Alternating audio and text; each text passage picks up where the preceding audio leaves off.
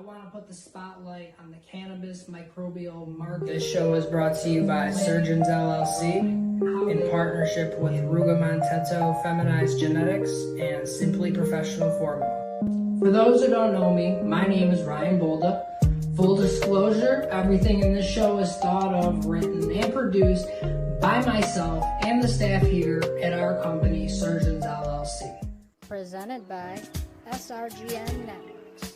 This is about hemp, cannabis, microbials, and other Alright, how's it going, everyone? This week, we got Mike Ozowski, aka Sam Rich, with us today. For those who don't know, me and Sam, aka Mike Ozowski, we came together to start what is now Swampy State Mycology. It's an interactive Facebook group for people looking to get into mycology, mushrooms, mushroom medicine, and whatnot. It's a huge project. Both me and Sam have put a lot of effort into it. By the way, we appreciate everyone's support. But let's get right into it. So tell us, Sam, how exactly did you get into mushroom medicine, and how did you get into all this to begin with? Honestly, I was just bored and looking for something to do with my life. I didn't have joy in anything. I was just going to work, coming home, and repeating the cycle. And I don't know why I happened upon mushrooms, but I was like, what the hell? Let me give it a try. And before I knew it, I had the bug deep. I was deep down the rabbit hole. So yeah, tell us about that. What was the inspiration on Swampy State Mycology? So me and my buddy Todd James, he's one of the moderators for Swampy State. We connected actually probably only a week or two before you and I, and we just connected instantly. He just seemed like super cool people. He's from also a Swampy State. He's from Louisiana, so he was throwing around ideas, and he was like, why don't we try to go into some sort of like business together? And so we thought about it for a second, and he came up with something about, let's put the word swampy in the name. And so we just kind of started juggling names, and I just landed upon that one. And then you and I got together, and I was like, well, this is right time. The universe is telling me something. I was just speaking with Todd about how we should start this group and try to get some momentum moving forward. And then you just came in right time out of nowhere, and you were like that extra little push. I was like, yeah, dude, give it a shot. And here we are. 115 members and creeping. It's been like 3 weeks. It's wild. That group is taking off, man. I'm really happy to be a part of it, to say that I was a part of it, because that's, it's something different about the Facebook mushroom groups compared to all the other groups, right? There's just something a little bit different. The community is a little bit stronger. You kind of have a little bit more, you connect a lot more with people just because of the nature of, what's good, the nature of the mushroom, the nature of everything.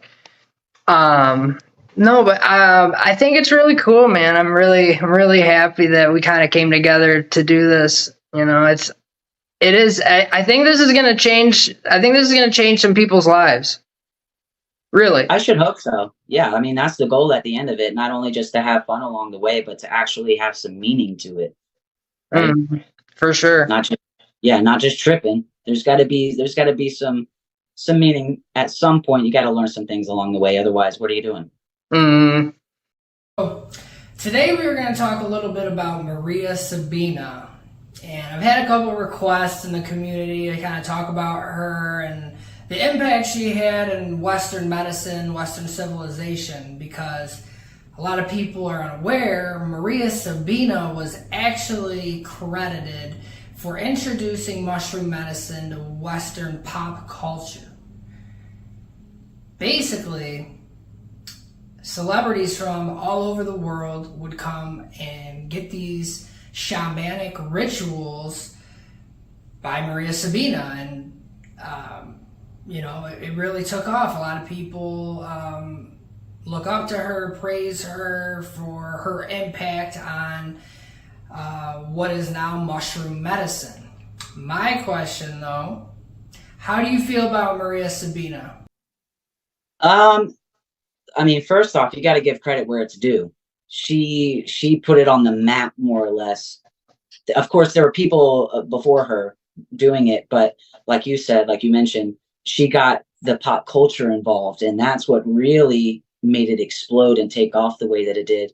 And sadly, that's the reason why she was shunned by her community, is because now she's taken this medicine, this religion, if you will, and bestowed it upon these white men that now she's saying she's losing her wisdom, she's losing her powers that she once had. And so people are casting her out.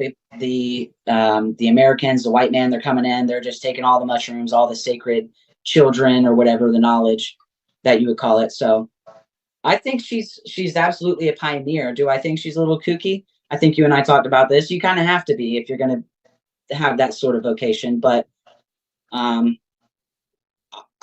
would do one of those rituals for sure. Just if nothing else, to say I had that experience. You know, you gotta be a part of it. For sure. I think she's an absolute legend. Really. Right.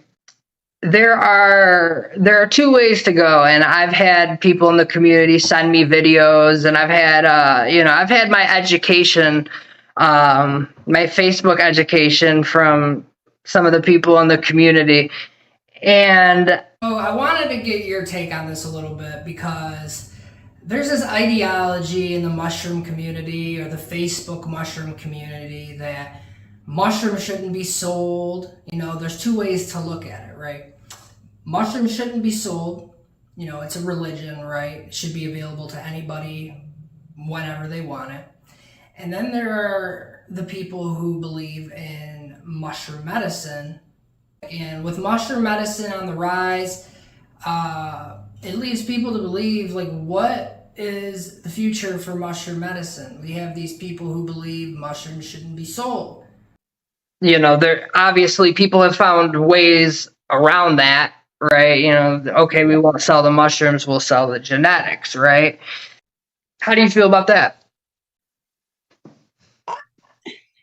I feel like nothing in life is free, you know, and just because you're selling, I guess it just comes with the stigma. It depends on the person. Do I think that marijuana is harmful or should be illegal in any way? Absolutely not. So it's really, I guess, all your perspective. My perspective is, if people can use this as a way to not only help people, but also to put food on the table for their family, they're not bothering you. Let them do it. Right. I mean, it's like, for mushroom medicine to be able to get the respect that it needs, it has to have some type of value to it, right? I mean, we can't just be handing out, you know, mushroom medicine to everybody for free. And I'm going to say, because I'm in Michigan, you're in Florida, right? Obviously. Right. So how is the marijuana legalization in your state? Like, you guys are pretty free, right? Prescription only. So my fiance, her stepfather, is actually battling for the second time lung cancer. So he now has his card. And so for those people, it's amazing. It's a beautiful thing. We don't have it recreational yet, but it's moving in a positive direction, I'd say. Anywhere where they're taking steps forward, especially like medicinally first, I'm just trying to be as patient as I can. I'm just excited for what may come. Because, I think there's a stigma on it that shouldn't be. If you came up here to Michigan, I'm telling you, you would be blown away at the dispensaries and how rec is, and how blown away. I can't believe. I go in there and I still am in utter disbelief of how everything has transpired. Like, it's Candyland. It literally is like Candyland. I mean, you're 21, you can walk right in, get whatever you want. You can have it delivered to you. You know what I mean? People have to understand this part of the story of me and Sam meeting, because me and Sam, we met on Facebook. I had no idea what Sam looked like. Sam had a picture from Mike Zowski from Monsters Inc. after things started to get serious, Sam kind of dropped a bomb on me about some of his struggles, and I thought that it was really important that we kind of touch upon that subject since we're here. Sam is a transitioning from female to male. Topic is a little misunderstood, in my opinion. It's controversial, yeah.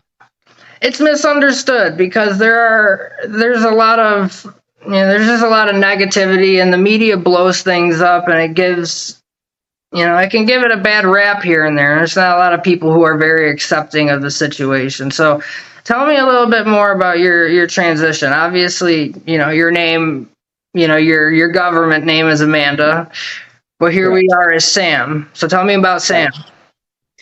So I guess I'll just start with the story of how I even got the name Sam. It was bestowed upon me long before I ever came out as trans. I came out as gay at 18. Although a certain part of me still felt that wasn't quite right, but I think I wasn't ready to accept myself on that level until that point. I was raised in a very religious family that outstretched, and I also thought, maybe if I just give it time, maybe this is something that I can just keep down. And it's not something you keep down. So I battled with it. I came out as gay at 18, and it stayed that way until I was about 25. A lot of things had happened. Let me go back to the name Sam. I'll get to that. So Sam, I was 18, 19 years old, working at a fast food chain called Firehouse Subs. And I had some really cool friends in there. This guy, Tony, my boss, Keith, and I had long hair back then, long curly blonde hair, and I would pull it back in a bun and put a hat on. And, I was a little slimmer then, so there wasn't a whole lot going on up here. So I would walk people's food out to them, and their reaction instantly was always, "Oh, thank you, sir. Ma'am, I'm so sorry." So it was just this awkward moment that just became like a regular part of my life and kind of became like an inside joke with the crew. And one day it happened, and I walked to the back and I said, "It happened again, boys." And they're like, "Huh, sir, ma'am, Sam." And from that point forward, the name Sam just stuck, to the point where the people that I worked with at that place and their extended family all knew my name is Sam, and nobody even remembered that my original birth given name was actually Amanda. So I just rocked with it. And then, so I came out at 18, and then a few years went by. A lot of things had happened in my life that brought me to this point of, I had started to self-harm and things, and I was just ready to give up and be at the end of my ropes there. And alcohol was a huge part of that. And something had to give, and I don't know what happened. I just woke up one morning, and my significant other at the time was at work, and something just happened in my brain, and I was like, this is it. Like, either I come out with my full truth of what I feel is right for me, and I live this way, or this is it for me. So I did it, and within a month I cut all my hair off. I mean, down to my waist long hair. And I will still always continue to say that from that day forward, whenever I decided to live my truth, is whenever I actually truly started to live, because I was no longer trying to be careful about what I presented to this person or that person, what I said, or are they going to be uncomfortable just because of who I am? Or I got to a point where I was like, it's killing me to live for other people. It's time to live for me. Hell yeah. So here I am now. I'm 32, and I've been on testosterone 8 months now, going on 9. So, I got a little bit of something going on here. The voice is deepening. Things are changing, and it's making me really excited. For the first time in my life, I can actually visualize myself growing old. And that's something that's so strange to say, and I don't know if that's something everyone else thinks about, but I until a few years ago, I never envisioned myself growing old and gray. Like, it just never was a thing that I thought would happen for me. So I'm really happy with the way things are moving. Personally, like, even I want to know, like, what has been the hardest part of you transitioning? It's funny you mention that, because it's little things, that someone who doesn't live this lifestyle may not even think about, but it's the little things. Like, for instance, yesterday I was at work I've been doing some side work with a friend of mine who owns a cleaning business.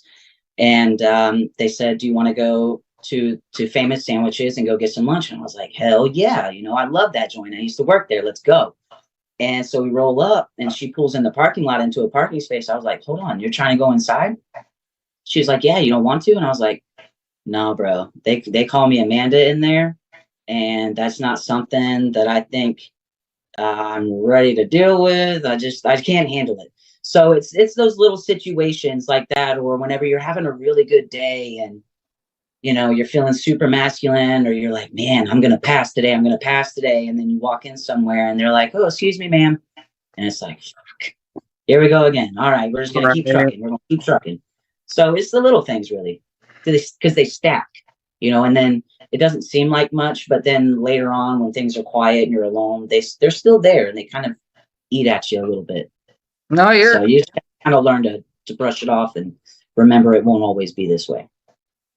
So you're very mentally tough. I will definitely give you kudos to that, because this definitely, people go through their whole life suffering through stuff like that, and they'll never have, you know, they never have the courage to actually come out and present themselves to the world that way, the way that they see themselves. Because it makes me a little bit of emotional too, because there's a lot of people can identify to certain aspects of what you're talking about. Obviously, not completely, but, you know, a lot of, you know, there's a lot that can be taken from your story, you know, and applied to the basic ass person, you know. Right. Yeah, for sure. For sure. It's definitely an uphill battle, but, you know, people say that people like me are strong for being able to say this and be okay with it. But honestly, like, it was killing me. I feel like, if anything, it's been the easiest thing I've ever done, because the weight of the secret was just killing me.